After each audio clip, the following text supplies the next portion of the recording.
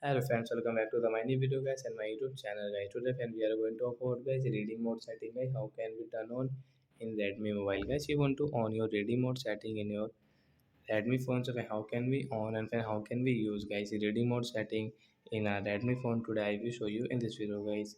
So before starting video friends, first of all go and subscribe the channel guys. Click the bell icon, like the video. So friends, now let's see how can we on reading mode setting. Open your phone setting guys and scroll it. Friends, you can see guys your Redmi phone display setting guys. Tap here again, scroll friends. You can see guys your ready mode setting guys. You can see right side this icon guys. You want to on, so you can on from here. After on guys, you can see this type of settings, so you can use from here. And friends, you can see your skin color will change. And friends, you can see this schedule option guys. You want to on and you want to off, you can on and off your schedule option.